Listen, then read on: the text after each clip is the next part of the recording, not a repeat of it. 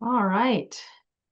Good afternoon, everybody, and welcome to today's program. I'm going to just wait a second here while the rest of our attendees get into the program, and then we'll get started. All right. I'm going to go ahead and go through and do a few little housekeeping slides, and we're going to go ahead and get started. Good afternoon, everybody. I'm Melanie Escher with the Arizona Telemedicine Program and the Southwest Telehealth Resource Center, and I'm here with Ernestine Nasanatua with the American Indian Health AHEC. Welcome to today's program. And we are going to move ahead here. We've got some tips and notes when you joined that your phone or your computer microphone were muted. Time's going to be reserved for some Q&A, so please use that chat function. If you come across a question, go ahead and just type it into the chat. We're going to keep an eye on that for our presenters today. We also have a post-webinar evaluation. It will populate in a screen when we're done in the background, so please go ahead and do that evaluation. CME credit is only available during the live presentation, and the webinar is being recorded. Recordings will be posted on our website.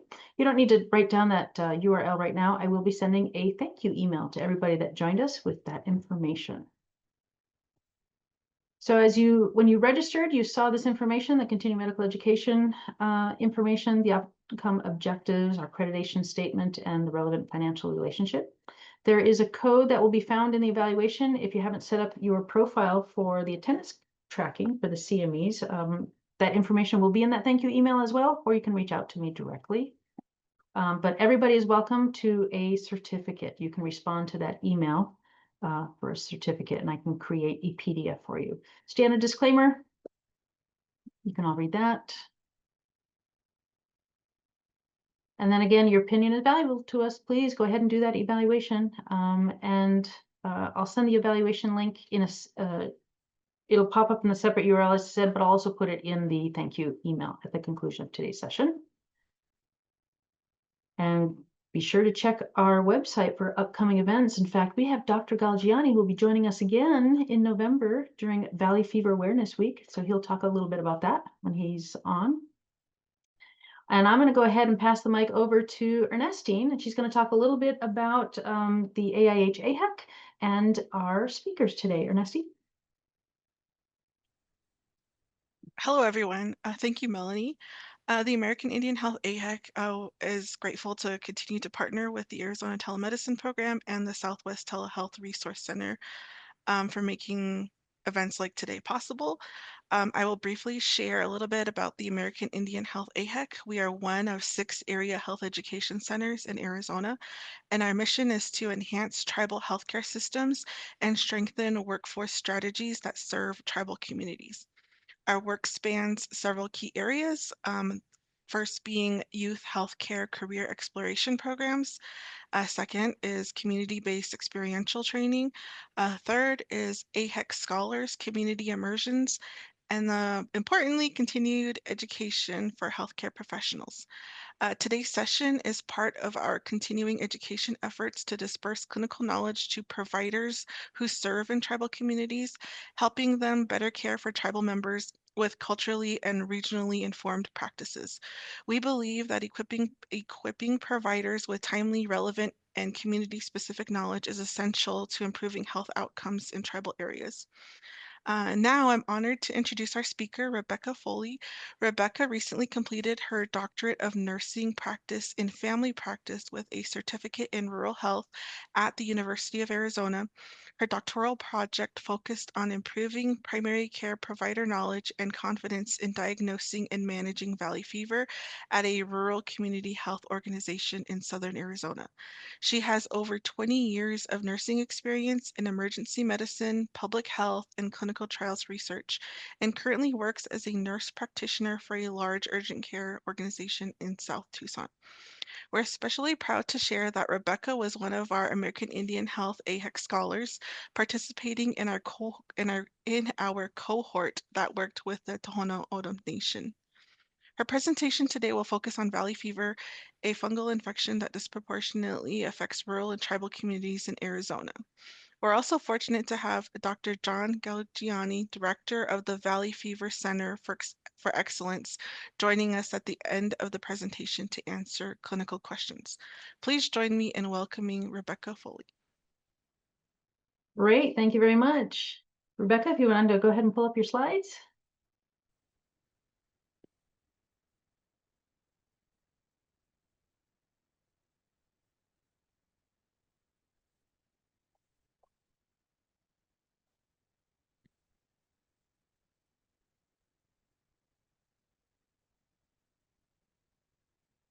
Getting the share button in there. Right.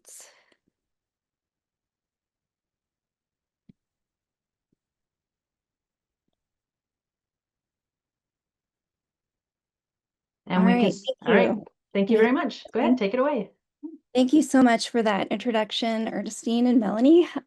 We are very excited to be here today. As I mentioned, valley fever in rural settings, particularly in rural primary care, is one of my passions.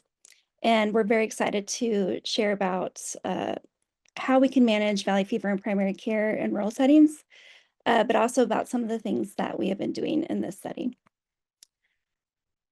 So note, I have no disclosures to report. And our objectives today, we will be reviewing valley fever etiology and risk factors, going over how to diagnose, treat, and manage valley fever in primary care. And then lastly, we'll discuss some aspects of valley fever management in tribal and rural communities. So to start out, we're going to go over a case study. So an 8-year-old Hispanic boy was seen by his pediatrician for a fever and a non-productive cough, and he had no known sick contacts. His PCP prescribed azithromycin for likely pneumonia, but despite treatment, his symptoms persisted, and after a week, Augmentin was prescribed. At 14 days of illness, his parents were very concerned about these red inflamed nodules over both of his legs, and he had no improvement to his cough and fever. When he was at the emergency department, they did a chest x-ray, which revealed that he had a right lower lobe pneumonia. So some differential diagnoses that could be considered by the clinician could be asthma, tuberculosis, coccidioidomycosis, or histoplasmosis. And with the E. nodosum rash in the presence of pneumonia, this is a fairly typical presentation of coccidioidomycosis, otherwise known as valley fever. Coccidioidomycosis can be a mouthful to say, so we often shorten this to cocci in the valley fever world. So a little background on valley fever. The Coccidioides fungus is a dimorphic fungi, and in the environment, it exists in a mold form kind of similar to bread molds.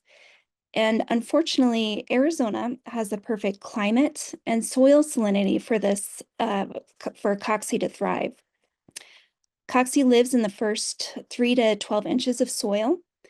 And with any soil disturbance, whether from agriculture, from construction, or even after monsoon rains, the spores become airborne and can be inhaled by the host, which can be a human or an animal host.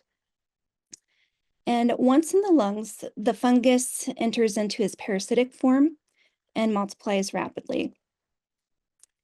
Once a human or animal inhales the spore, and scientists think it only takes one spore to cause infection, the spores arthrocrinidia enlarge and form a spherule within the lungs of the host. After a few days, the spherule bursts and releases endospores into the body of the host, and each daughter cell forms its own spherule to further replicate in the host, and this occurs quite rapidly on a logarithmic scale. And by about day 7 of exposure, the spread of this infection can be sufficient enough to produce clinical symptoms. In the natural environment, the cycle is completed when the host animal dies and decomposes, thus reinfiltrating the soil as the endospores convert back to the mycelium form. So as you can see from this map, about 95% of all US cases occur in Arizona and California. In fact, if you look at California, the San Joaquin Valley is where valley fever gets its name. And Arizona is responsible for 2 out of 3 cases in the United States. The gray states are those who have opted out of reporting to the CDC.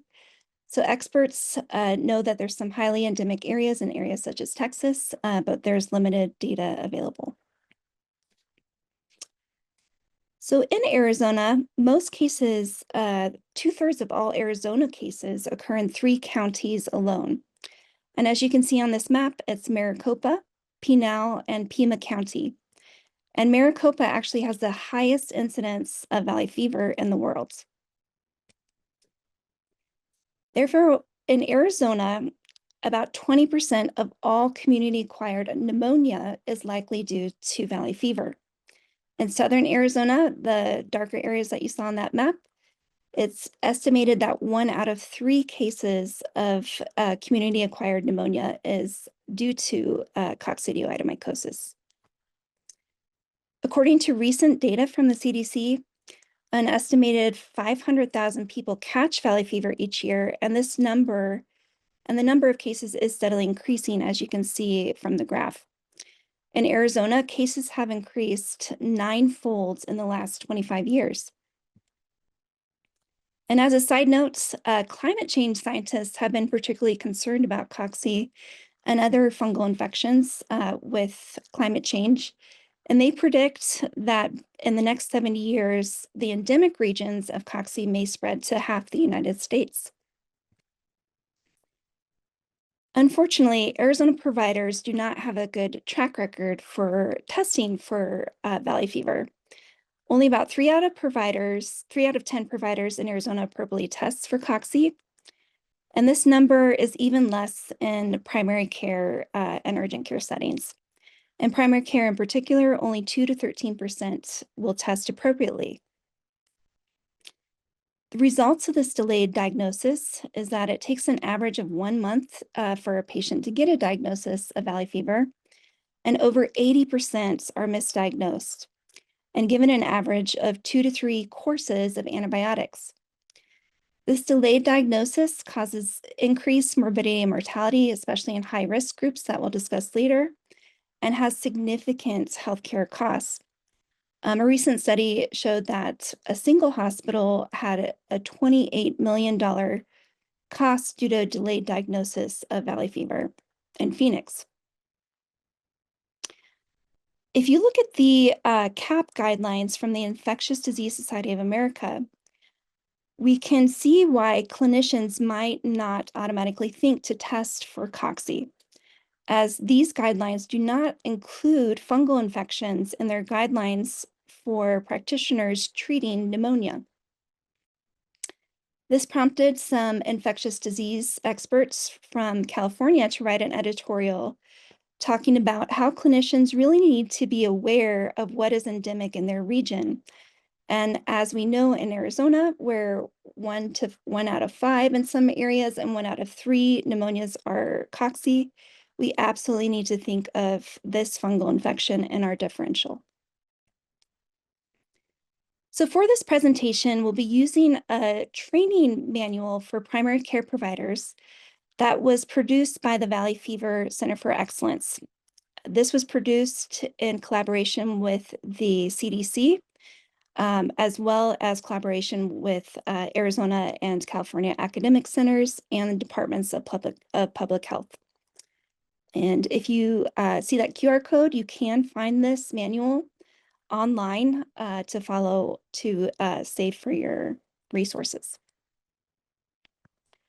So if you take 100 patients that have been exposed to cocci and they breathe in a spore, and again, scientists think it only takes 1 spore to cause infection, 60 of those patients will not have symptoms or have subclinical mild symptoms that they do not seek care for, and then all of those will go on to develop lifelong immunity.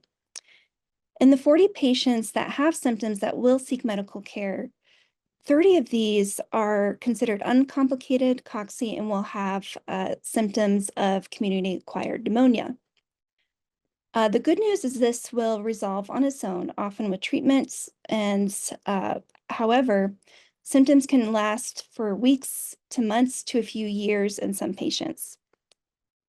The bottom three areas are those which will require specialist care, and those are those that relapse or have complicated infection, either from pulmonary complications or from dissemination, which we will talk about later. So the role of the primary care provider really is key for a lot of these patients.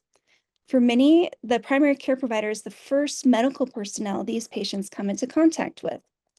Therefore, primary care providers are essential to help recognize and diagnose valley fever and managing the uncomplicated cases in outpatient setting.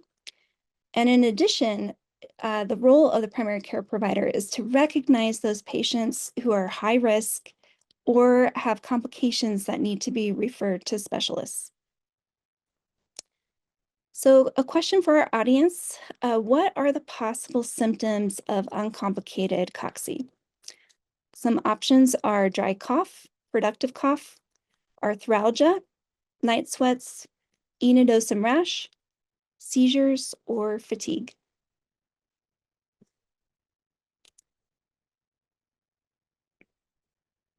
And Melanie, you can let me know if you see any answers in the chat.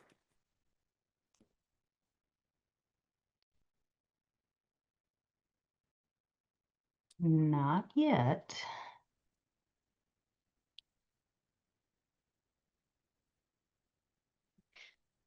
So the answer is nearly all of these can be signs, possible symptoms of uncomplicated cocci. So community-acquired pneumonia is the most common presentation, and symptoms usually start 1 to 3 weeks after exposure. Most patients will recover without treatment. And when you look at chest x-rays, it will be indistinguishable from bacterial or viral pneumonia. Other symptoms that patients may experience are fever, night sweats, cough, chills, joint pain, pleuritic chest pain, fatigue, which is often very long-lasting, and headache. So these are very common if you look at these symptoms with many other infections, including COVID. But the two symptoms at the bottom are ones that are pretty unique to valley fever. And that includes rash, often erythema nodosum, which you can see at the top of the screen there, and eosinophilia, which can be found in 20 to 30% of valley fever patients when on routine blood work. The erythema nodosum, especially in kids, can be extremely painful, and some of our kids that we came in contact with, their parents said that they did not even want to walk because they were very painful on their legs. And again, the pneumonia that you see on chest x-ray is indistinguishable from bacterial viral pneumonia, which is why we need to do testing. These symptoms can last weeks to months. In a study with college students with valley fever, 25% of students said it lasted for more than 4 months. And for those who were employed, about 50% of workers said that they lost 2 weeks or more of work. So using the guidelines from the Valley Fever Center for Excellence, we first want to know when we want to consider the diagnosis of valley fever in our differential. So when do you want to test for valley fever? If you have a patient with any of the following. So if your patient has respiratory symptoms and at least one of the following, either more than one office visit, antibiotics prescribed, or a chest x-ray. If they have 2 or more of the following for a week, fever, fatigue, or arthralgia. As we spoke about earlier, unexplained eosinophilia, or skin lesions of enodosum or erythema multiforme. The next thing for the primary care provider to consider is to order the right test. So serologic studies are really considered the mainstay for valley fever. And the enzyme immunoassay, the ELISA EIA test, is considered the most beneficial test to use for screening for valley fever. It's pretty inexpensive. It has high sensitivity, and at least in Southern Arizona, there's many labs have capability for this. And we'll talk about some other test options later on. Unfortunately, while the EIA test has many advantages, 50% will have a false negative, especially if tested early in their course of disease, or if the patient is immunocompromised. So because of that, if you have a negative test with a high presumption for valley fever, you want to retest in 2 to 3 weeks. Fungal cultures are used for diagnosis, but not routinely. If it's positive, it is considered a definitive diagnosis. You can see the spherules on the screen there, and the one on the right is showing one that's rupturing. But unfortunately, false negatives are common for both respiratory or tissue cultures.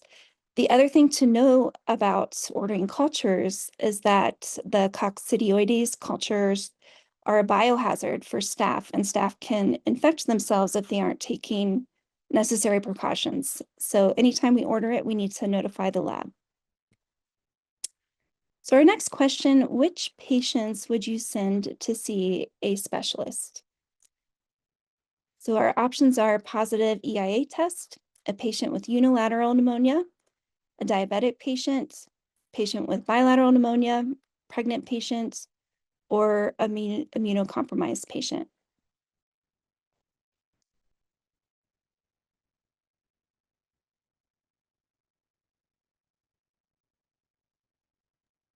And the patients that we would send to a specialist are our diabetic patients, pregnant patients, and those who are immunocompromised.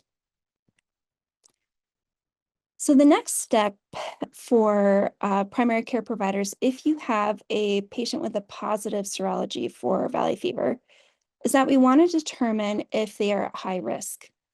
If they are at high risk, we need to start antifungals and refer to a specialist, which can either be infectious disease or pulmonology or obstetrics.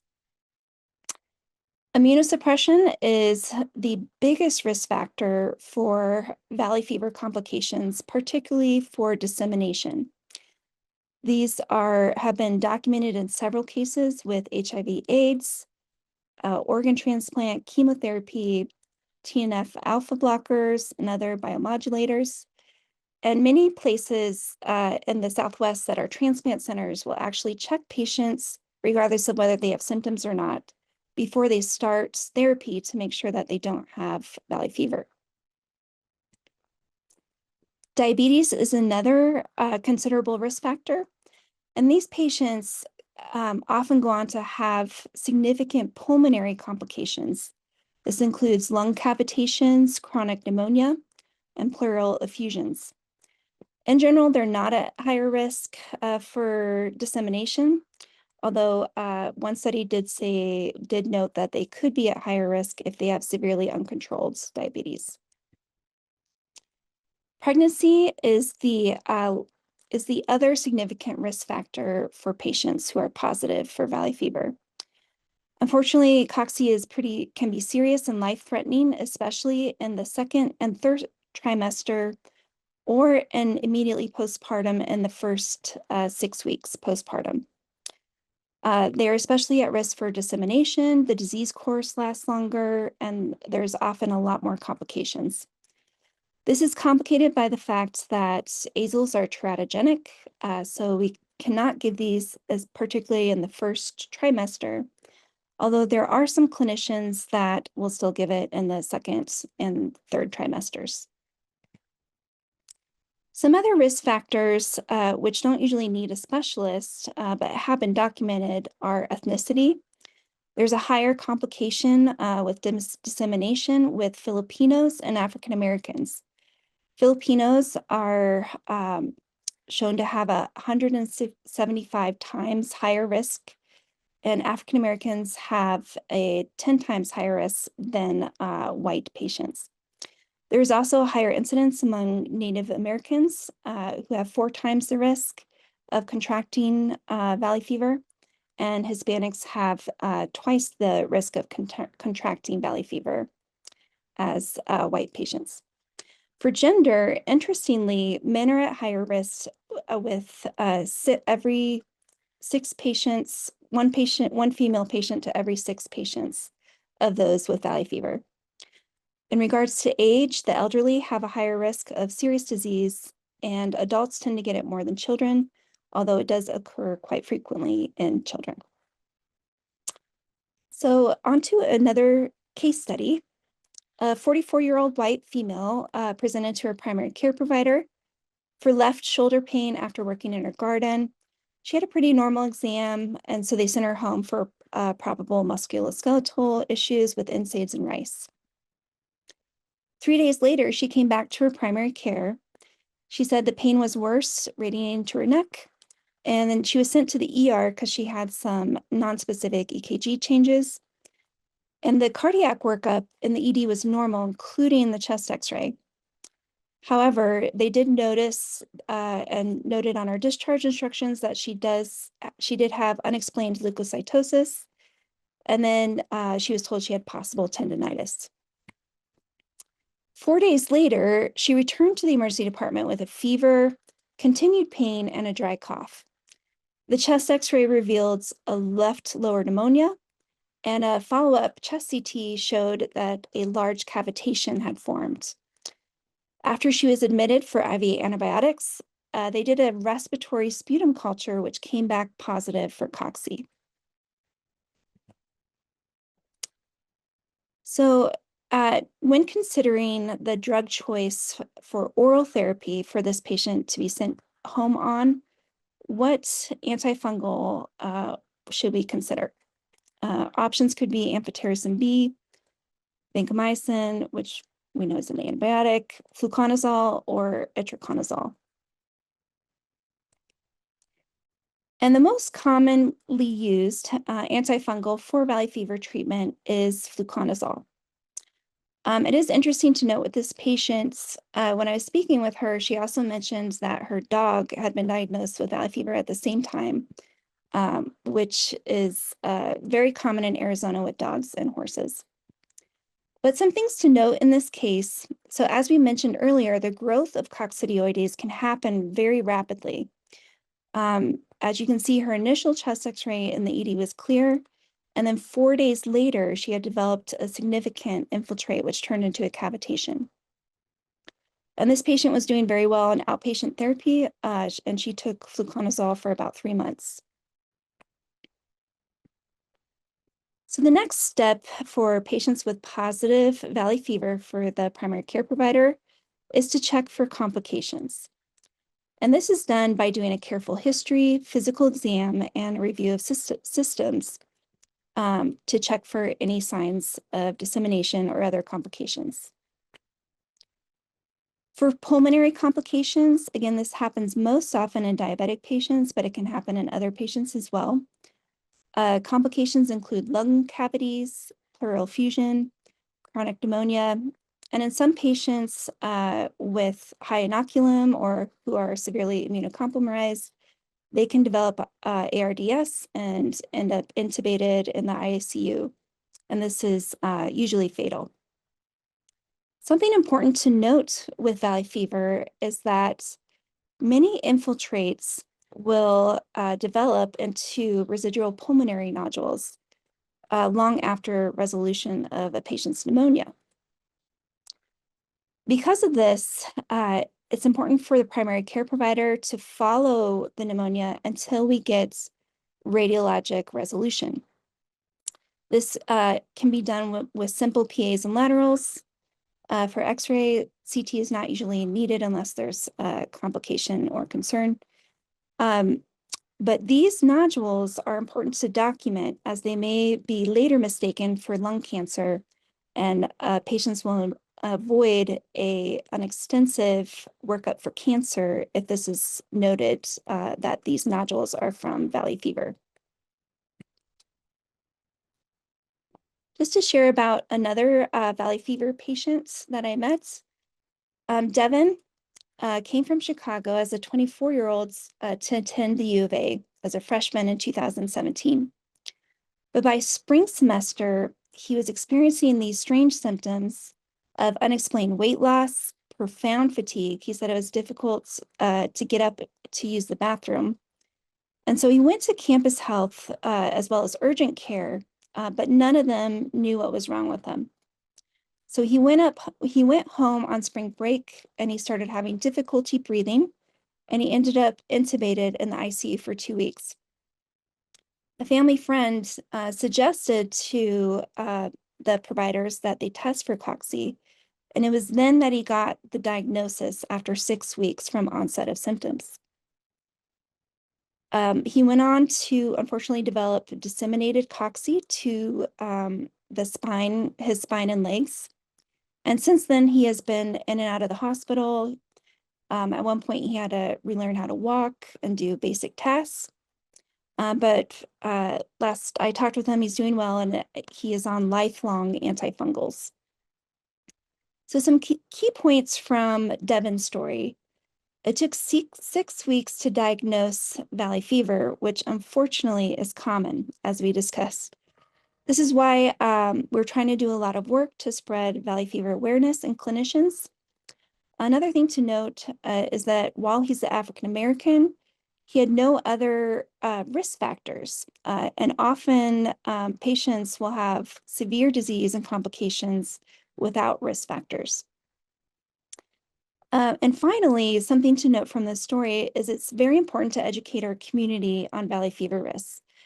We spoke to many patients who said that the only reason their provider tested for valley fever is that they were asked either by the patient or by the patient's family. So what are the most common sites of disseminated Cocci? Some options here are skin and soft tissue, liver, the CNS system, bones and joints, or the kidney.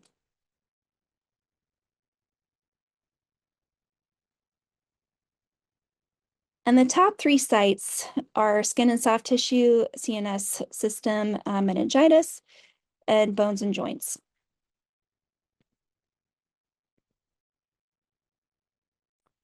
So disseminated valley fever, which happens outside of the lungs, will typically manifest within a few weeks to months after symptom onset. While the 3 sites we mentioned are the most common sites, valley fever has been found virtually in almost every organ. But definitely the top 3 sites we mentioned are the ones that are seen clinically the most commonly. For coccidioidal meningitis, about half of disseminated Cocci patients will develop a chronic coccidioidal meningitis. This meningitis is different from other bacterial and viral meningitis, as the symptoms are often chronic and not as severe and rapid as some of the other meningitis that we see. Because of this, CSF testing with a lumbar puncture is recommended for patients that have a persistent severe headache, or if they have focal neurologic symptoms, including altered mental status. The treatment for this is lifelong antifungal therapy, as they found that if patients are taken off antifungal therapy, there's a 100% mortality rate. Thankfully, fluconazole has reduced mortality from 100% to 30%. This is just a graph showing the deaths due to valley fever. The top in blue is just showing deaths with uncomplicated valley fever. And the middle one with the red is just showing disseminated valley fever. And the one on the bottom with the green is showing deaths from coccidioidal meningitis, which is definitely the cause of death for most patients that die with valley fever. Here's some examples of soft tissue dissemination. And then in these patients, if you get a sample of the fluid that some of these will drain pus. It will grow cocci in the culture. Here's some examples of dissemination to the bone and joints.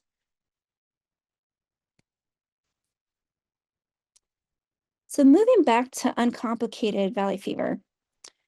So let's say the clinician in the primary care setting has a patient who has a positive serology, but does not have any risk factors or complications.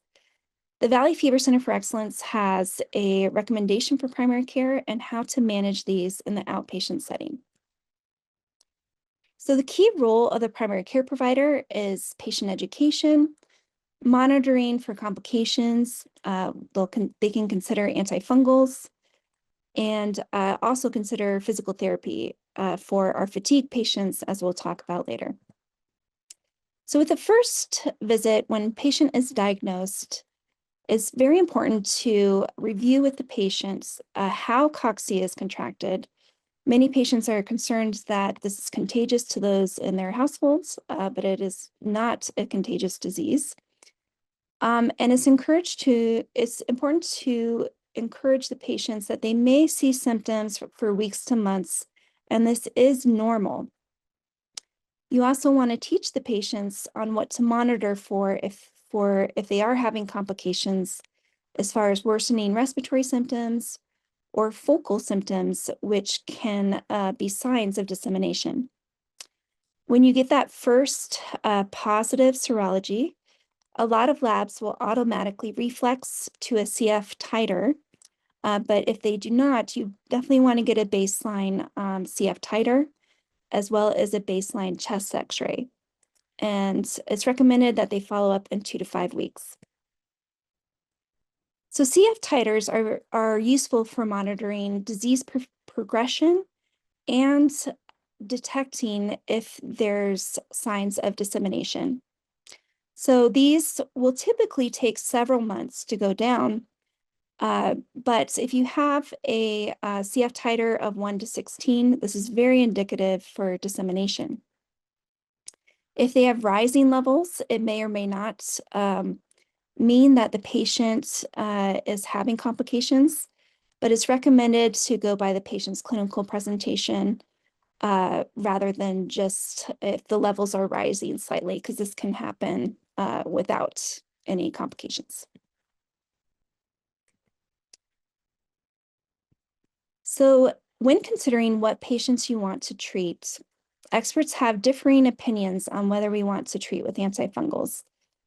Unfortunately, no randomized control trials have been done to date to show if those with uncomplicated valley fever will benefit from taking antifungals. Many experts do like to give antifungals if patient seems to have severe symptoms with their pneumonia, and some will give to patients that of Black or Filipino ancestry. And if it is desired, the most typical antifungal of choice is fluconazole, about 400 milligrams for 3 to 6 months. There are other ones on the market, but fluconazole is the most frequent. It's pretty cheap. And for the most part, most patients tolerate it pretty well. So at the next visit, the primary care provider should review history, review of symptoms, do a good physical exam, just making sure that there's no signs of complications that would indicate specialist referral. If the previous chest x-ray was abnormal, it's recommended to repeat this at this visit. The next visit recommended for primary care would be in 2 to 3 months. Again, at every visit, review history, do a thorough physical exam and review of symptoms. And at this visit, it's recommended to repeat CF titers to see if they are decreasing. And if you've been following ESR or CRP, also check those to see if those are decreasing as well. The next visit is recommended at 3 to 8 months after diagnosis for the uncomplicated patient. And at this one, you should repeat the chest x-ray to check for residual nodules.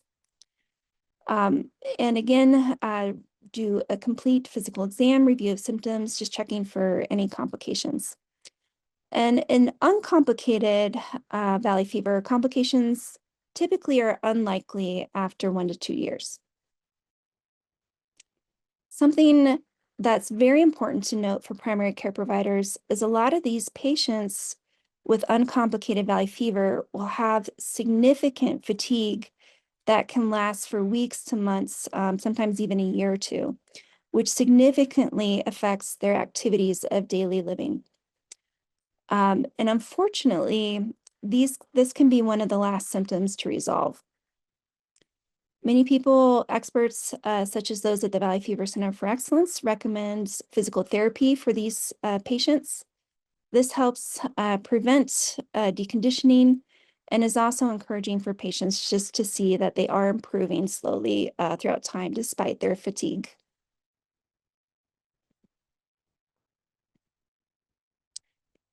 Next, I just wanted to share, I got permission from Danny Sestiaga to share his experience with valley fever. Danny is a program manager at the Indigenous Resilience Center at the University of Arizona. He's also faculty at the Tohono O'odham Community College, and he's also a member of the Fort Yuma Kitson tribe. So in 2020, Danny was diagnosed with COVID. About 4 weeks later, he went to the Indian Health Service. He was diagnosed with pneumonia and given antibiotics. The x-ray there did show a pleural effusion on x-ray. He was referred to pulmonology, but he was weeks out for a referral, and he had to go into town to find a pulmonologist as there was no rural specialist available. He started having difficulty breathing. It felt kind of like a pulled muscle. He went to the emergency department. They found that he was still positive for COVID, and they admitted him to the COVID unit. While he was there, he had a lung cavitation. And after he was there on the COVID unit for a couple of days, he was told that he had valley fever. Danny talks about how he had never heard valley fever before, even though he had been in Arizona for most of his life. And at this point, he had lost 60 pounds. He had extreme fatigue. He said it was difficult to walk from one side of the house to the other, and he had severe night sweats. They gave him amphotericin B intravenously. He was placed on fluconazole.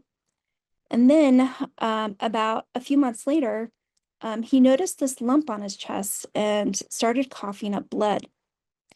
When he was referred to pulmonology, they found that he had a disseminated cocci on the chest wall. But initially, when he was first talking with the pulmonologist, they were throwing around cancer quite a bit with how his dissemination looked on imaging. So currently, he says he's doing pretty well. He is on fluconazole and likely will need to be on it for life, which is can be a common occurrence in those who have complicated valley fever and dissemination. Danny was talking about how he shared his story with a news outlet. And after this, he heard stories from multiple people.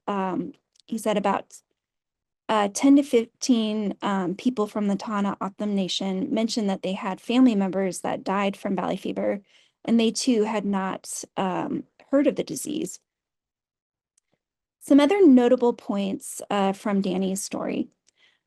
So again, during the time of COVID, unfortunately, valley fever has a lot of symptoms that are the same as COVID's. And as a clinician, I can testify that a lot of us kind of forgot about any of the other diseases that existed. And there was potentially a lot of missed tests for valley fever during the time of COVID. Just as a side note, a 2022 study found that valley fever was the most common fungal co-infection with COVID. Some other points from Danny's story is that there's a lack of common knowledge of valley fever in many rural and tribal communities. It's also a challenge with specialists. There's not enough of them to go around. There's long waits, which is why empowering primary care providers to care for valley fever, which is uncomplicated, is quite essential. And again, there's no rural specialists at this time for valley fever. So looking at rural health and valley fever, there's unfortunately limited research on rural health in Cocci. Most of our data comes from California in regards to rural areas with valley fever outbreaks, and most of those involve agriculture communities, as well as situations with construction workers having valley fever outbreaks. Arizona is home to over 16,000 farms, which covers 25 million miles in the state. So agriculture for sure is definitely a key factor for Arizona communities. If we look at this map, looking at valley fever cases, as well as the map on the right, just kind of shows the continuum of urban areas all the way to isolated rural areas. There's quite a mix in the counties that have a lot of valley fever of urban areas, but also isolated rural areas for the highest counties with the highest incidence. And we don't really know a lot about the interplay between rurality and valley fever. Some things that we do know is that occupations that disrupt soil is a risk factor. As we mentioned, agriculture, construction. And anytime you spend in rural areas, tribal areas, as well as other rural areas, is there's a lack of paved roads, and the majority of roads in many areas are dirt roads. This causes a lot of dust exposure, and we experienced, even in the Tana O'odham Nation, there were severe dust storms while we were visiting as AHEC scholars, where we would go back inside and there was dust in our hair and our teeth, quite significant dust storms. The other thing to note, as we mentioned, is there's poor access to specialty services. As of date, all specialty services with infectious disease and pulmonology are located in urban centers. There's also higher risk population demographics in rural and tribal regions, both ethnic demographics as well as other clinical factors. So California has done a lot of studies for occupational health on with valley fever. And they found with dust and dirt exposure of 400 Cocci patients, about half reported a dust storm or high dust event before they contracted valley fever. Many of them were near a construction site, and then some of them reported being participating in an outdoor event. And those employed patients with Cocci, 61% stated that they were exposed to outdoor dust at work, and many worked outdoors or disturbed dirt as part of their job. There's also literature on the impact of wildfires. There's been cases of valley fever outbreaks that occur right after a wildfire occurs, with the spread of soot and smoke that may spread Cocci to different areas. So with this lack of information on how valley fever impacts and is managed in rural and tribal communities, myself and 3 other scholars from the American Indian Health AHEC cohort wanted to find out more about how these communities are currently handling valley fever and how they can build capacity to manage valley fever in their rural or tribal setting. So I collaborated with 3 other colleagues, including Angel Tarango, she was a public health student and a member of the Inde San Carlos Apache tribe, Olivia Chavez, a family practice DMP, and Alex, a student pursuing a doctorate in physical therapy. So in 2023 to 24, we conducted some informal interviews about valley fever with around 10 rural health and tribal health professionals.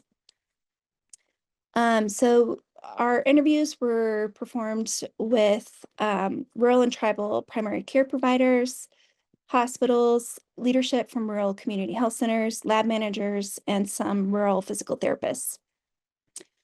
The survey results revealed that there's varied knowledge of valley fever across different regions, from minimal to moderate. But regardless of their of the valley fever knowledge that was in a region, almost all indicated that they felt that provider could use further education and resources. We found varied practices of testing for valley fever. Some areas seem to have pretty robust practices for testing, and some stated that they rarely, if ever, test. One tribal health center that had a pretty robust process in place said that they run about 300 EIA screens a year, and about 20 to 25% of those are typically positive. In addition, many providers mentioned that rural patients often have to travel to urban centers for treatments and to see specialists, which can be a hindrance to care. So some recommendations from the survey. The health professionals recommended improving lab testing capability, addressing rural dust exposure, rural provider education, and building access to expert consultation, particularly looking into rural telehealth. Just as a side note, there is a virtual expert support for providers. If the providers would like to speak to Valley Fever Center for Excellence expert, they can call a hotline, and there's also an email that providers can call. So with this in mind, I chose to focus my doctoral nursing project on rural primary care providers at a Southern Arizona community health organization, looking at what we can do to improve diagnosis, treatment, and management. So I'll just share very briefly about the work we did there. So our the DMP project site was in rural Pima County with a federally qualified health center that serves over 60,000 rural patients, and about half of the providers, of the 100 providers at this organization, were primary care providers. The methods that we used for provider in-service training, introduction to a local valley fever expert, and distribution of clinical materials with addition of evaluation through a survey.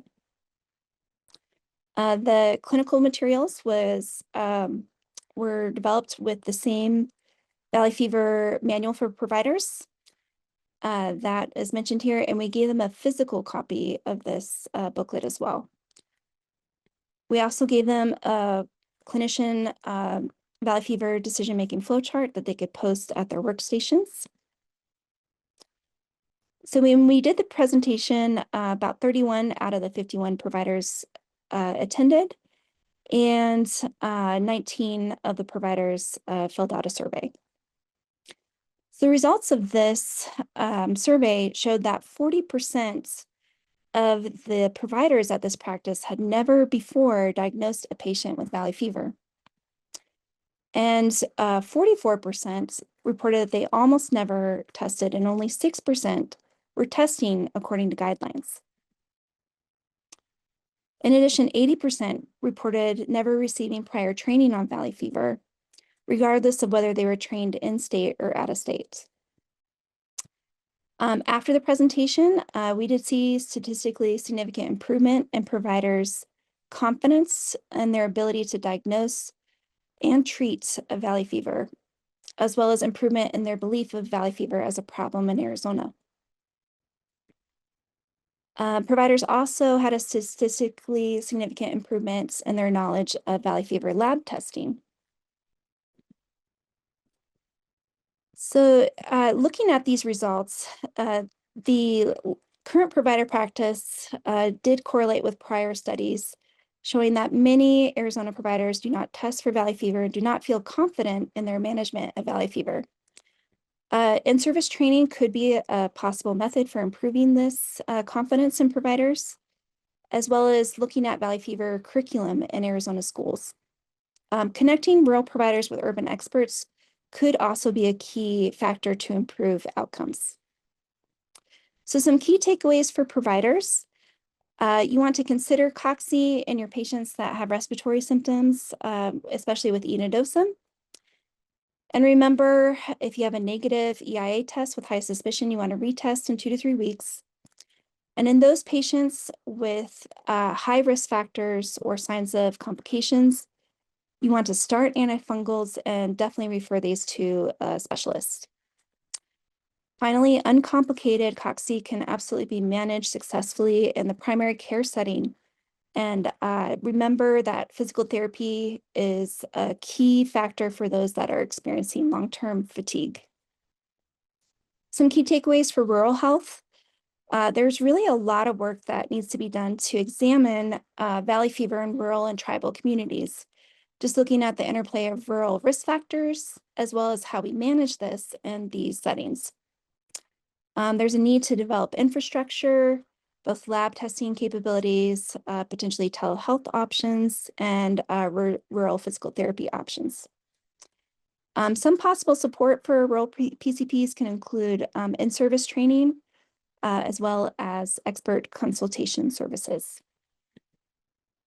And I just want to say a special thank you to Dr. Galgiani, one of my faculty mentors, and the Valley Fever Center for Excellence. And we're very fortunate that Dr. Galgiani is able today to answer any clinical questions. And so I'll leave that open to the chat. Great, thank you very much. We do have a question in the chat that somebody posted a little earlier, and it's, do you think there could be a possible connection between the immune effects of COVID with cocci susceptibility and severity? This was before you mentioned about one of the patients that had COVID. Yeah, so there's been interest in that question, and my friends up at the College of Medicine in Phoenix, I think, did the most sort of to understand that. And really the only risk factor of COVID for future cocci seemed to be only in a subset, the small group of patients that were in the ICU on prednisone for long periods of time. And that there were a number of reactivation cases or apparent reactivation cases of cocci because of the steroids, not because of the COVID. The other thing that is actually probably very likely to be true is the syndrome we now know of as long COVID probably has mechanistic similarities to what's going on with this fatigue that's so common in valley fever. This is, people often say they're short of breath, but really it's exercise intolerance. And it seems to be not related to poor pulmonary function or heart function. It's really peripheral oxygen utilization by muscles. And it could be perhaps related to something like POTS, where you have autonomic dysregulation, where you get shunting of arterial blood to the venous side without it going through the capillary beds of the muscles. It could be other factors. It could be transport across the endothelium. It could be problems with the mitochondria because of the infection. But whatever it is, there's very likely similar pathophysiology related to that. And it is very useful to patients to know that it does get better. I'm not so expert in long COVID, but the good news about the fatigue with valley fever is it almost always gets better eventually. And the problem is it takes longer than people like. And so if you emphasize that there is progress, albeit slower than you like, that's actually very reassuring. And there may be that overlap with COVID in that way. Wow. One of the things that I kind of had a question about is when you were talking about your case, Rebecca, of the student from out of state. And it just brought to mind, what about students going to college here in California that from East states, or our winter visitors that are coming and may not have heard of valley fever, go back to their home states, and again, it's going to delay in any of that kind of testing. Do you have any other information about, the students and winter visitors, particularly that are coming and going from our state? Well, I might actually have Dr. Galgiani answer that a little bit because I know there was actually a study done at the University of Arizona with the campus health, Okay.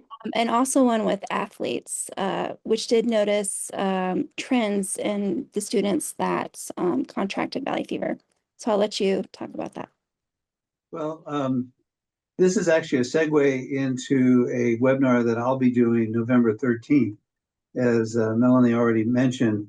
And Melanie can say how people could register for that. But it really gets into this whole question of awareness. And I have lots of ideas about that. And I think it's a very common disease. I'd like to reinforce that. And testing people for valley fever should not be an odd thing to do in Arizona. And veterinarians, actually, we might take a cue from veterinarians. If they don't quite understand what's going on with a dog in a veterinary practice, they'll probably add a valley fever test as something to do as well, because it's a very big problem in the veterinary community. In fact, probably bigger than it is in the humans, about 3 or 4 times more likely to get infected if you're a dog rather than a human. But either way, they are very conscientious about looking for valley fever, and you don't do anything about it unless you make a diagnosis. So awareness is really, job one, and everything else can fall into place after that. Yeah, it's interesting because testing is relatively accessible, but unless you don't understand that you should be testing, you're not going to get tested, right? That's So right. I do have the link. I just put it into the chat for that upcoming webinar, Managing Valley Fever for Arizonas, and it all starts with awareness. You can click on that link. I'll also have that in the thank you email that I send to everybody that attended today. And if anybody else has any more questions, we are running out of time here, and that was a lot of great information. Rebecca, I certainly learned some things as well, having lived in Arizona for many years myself. It's very interesting, and thank you for sharing and focusing on, our rural areas and our tribal areas. Ernestine, I see that you're on. Would you like to make any comments? Yeah, thank you so much, Rebecca. That was a great presentation. And also thank you for all the work you've done, and Dr. Gagliani, and continue to do. And we look forward to learning more as more work goes into valley fever. Great. All right. Thank you again for Rebecca Foley and Dr. John Galgiani with the Valley Fever Center of Excellence. Again, this has been recorded. You'll be able to find it on our website. Please go ahead and do the evaluation and check our website for the upcoming webinars, along with our Managing Valley Fever for Arizona's that Dr. Galgiani will be doing. And we look forward to seeing you again. Thank you, everybody, for joining us. Bye-bye. Thank you. Thank you. Bye, everyone. Thank you.